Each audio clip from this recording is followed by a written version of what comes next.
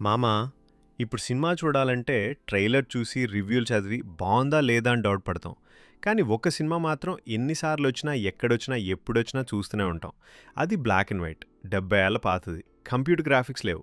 అయినా మాయలా అనిపిస్తుంది. ఆ సినిమా పేరు 'మాయాబజార్'.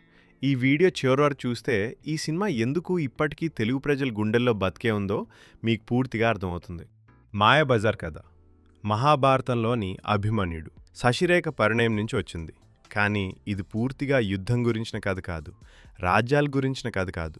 ఇది కుటుంబాల మధ్య ఉన్న సంబంధాలు, ప్రేమ, ఆప్యాయత, చమత్కారం, మోసం, ధర్మం ఇవన్నీ కలిసిన కథ. ముఖ్యంగా మామ అల్లుడి మధ్య వచ్చే హాస్యం, మాటల యుద్ధం ఈ సినిమాకు ప్రాణం. అందుకే ఈ సినిమా పిల్లలకు నచ్చింది, పెద్దలకు నచ్చింది, వృద్ధులకు నచ్చింది. ఈ సినిమా నిర్మించింది విజయ ప్రొడక్షన్స్. ఆ రోజుల్లోనే సినిమా అంటే వ్యాపారం కాదు, బాధ్యత అని నమ్మిన సంస్థ.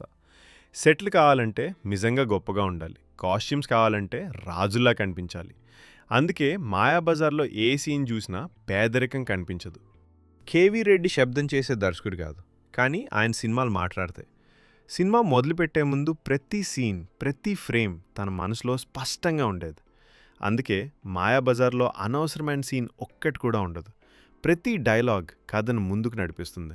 ప్రతి పాత్ర సినిమాకు ఉపయోగపడుతుంది. మాయాబజార్ విడుదలైనప్పుడు ఇది ఒక సాధారణ సినిమా కాదు, థియేటర్ల ముందు పండుగ వాతావరణం. ఇది చూడపోతే ఏదో మిస్ అవుతాం అనే ఫీలింగ్. డైలాగులు ప్రజల మాటల్లోకి వచ్చాయి, పాటలు పెళ్లిళ్లలో, రేడియోల్లో ఎక్కడ చూసినా వినిపించాయి. మాయాబజార్ తెలుగు సినిమా స్థాయిని ఒక్కసారిగా పైకి తీసుకెళ్ళింది. అప్పటి టెక్నాలజీ నిజంగా ఎలా సాధ్యమైంది? ఇప్పుడు మనం అర్థం చేసుకోవాల్సిన విషయం ఇది. ఆ రోజుల్లో కంప్యూటర్ లేదు, ఎడిటింగ్ సాఫ్ట్వేర్ లేదు, గ్రీన్ స్క్రీన్ లేదు. అయినా గాల్లో ఎగిరే సీన్లు, అదృశ్యమయ్యే పాత్రలు, మాయాజాలం ఎలా చూపించారు? సమాధానం trick photography, double exposure, miniature సెట్లు, లైటింగ్ ప్లానింగ్, కెమెరా యాంగిల్స్ ఈ అన్నీ కలిస్తేనే మాయాబజార్ మాయా. ఈ విజువల్ మేధావితనానికి కారణం సినిమాటోగ్రాఫర్ మార్కస్ బార్ట్లీ. ఆ రోజుల్లో భారతీయ సినిమాల్లో ఇంత క్లారిటీ, ఇంత ఫ్యాంటసీ ఎక్కడా లేదు. ఒక నిమిషం, మీరు ఇంతవరకు ఈ వీడియో చూస్తున్నారంటే ఇది మీకు నచ్చిందని మేము నిజంగా ఆశిస్తున్నాం. ఇలాంటి వీడియోలు చేయడానికి మేము చాలా కష్టపడి సమయం పెట్టి పనిచేస్తాం. మీ ఒక్క లైక్, ఒక్క సబ్స్క్రైబ్ మాకింకా మంచి వీడియోలు చేయడానికి పెద్ద ప్రోత్సాహం. పదండి ఇప్పుడు మళ్ళీ వీడియోలోకి వెళ్దాం. ఎన్టీఆర్ కృష్ణుడిగా ఎందుకు చరిత్ర? మాయాబజార్ అంటే ముందుగా గుర్తొచ్చేది కృష్ణుడు. ఆ పాత్రలో ఎన్టీఆర్. ఆ సమయంలో ఎన్టీఆర్ ఈ పాత్ర చేయడానికి ముందుగా భయపడ్డాడు. ఇది హీరో పాత్ర కాదు, నాకు ఉపయోగం ఉంటుందా అనే సందేహం. కానీ దర్శకుడు కేవీ రెడ్డి ఆయనకు ఒక మాట చెప్పాడు. ఈ సినిమాలో అందరూ నటిస్తారు కానీ కృష్ణుడు మాత్రమే గుర్తుండిపోతాడు. అదే నిజమైంది. ఎన్టీఆర్ కృష్ణుడు దేవుడిలా దూరంగా ఉండడు, మన మధ్య ఉన్నవాడిలా ఉంటాడు.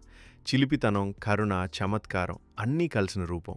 ఈ పాత్ర తర్వాత తెలుగు ప్రజల మనసుల్లో కృష్ణుడంటే ఎన్టీఆర్, ఎన్టీఆర్ అంటే కృష్ణుడు. ఘటోత్కచుడు మరియు ఇతర పాత్రలు. మాయాబజార్ ఒక హీరో సినిమా కాదు. ఘటోత్కచుడు పాత్ర, శశిరేఖ పాత్ర, అభిమన్యుడు పాత్ర, ప్రతి ఒక్కరూ తమ పాత్రకు ప్రాణం పోశారు. ప్రత్యేకంగా ఘటోత్కచుడు పాత్రలో హాస్యం కూడా ఉంది, భావోద్వేగం కూడా ఉంది. ఆ పాత్ర లేకపోతే మాయాబజార్ ఇంత జీవంతో ఉండేది కాదు. దర్శకుడి రిస్క్, ఓటమే అయ్యే అవకాశం కూడా ఉంది. మాయాబజార్ సేఫ్ సినిమా కాదు. భారీ ఖర్చు, కొత్త ప్రయోగాలు, టైం ఎక్కువ. ఒక్క ట్రిక్ షాట్ తప్పైతే మొత్తం సీన్ వృధా. అయినా సరే దర్శకుడు వెనక్కి తగ్గలేదు. తన మీద, తన టీం మీద, తన కథ మీద పూర్తి నమ్మకం. అదే నమ్మకం ఈ సినిమాను అమర చిత్రంగా మార్చింది. కాలం మారింది, టెక్నాలజీ మారింది, రంగులొచ్చాయి, గ్రాఫిక్స్ వచ్చాయి. కానీ మాయాబజార్ విలువ తగ్గలేదు. డిజిటల్ రీస్టోరేషన్ చేంజ్ చేసినా, కలర్ వర్జన్ వచ్చినా, బ్లాక్ అండ్ వైట్ అయినా భావం మాత్రం మారలేదు. ఇది తరం నుంచి తరానికి బతికే సినిమా. మీకు ఈ వీడియో నచ్చితే లైక్ చేయండి, షేర్ చేయండి. మీకు మాయాబజార్లో అత్యంత ఇష్టమైన సీన్ లేదా డైలాగ్ కామెంట్లో చెప్పండి. ఇలాంటి మరిన్ని పాత తెలుగు సినిమాల డీప్ అనాలిసిస్ వీడియోలు కావాలంటే సబ్స్క్రైబ్ చేయండి.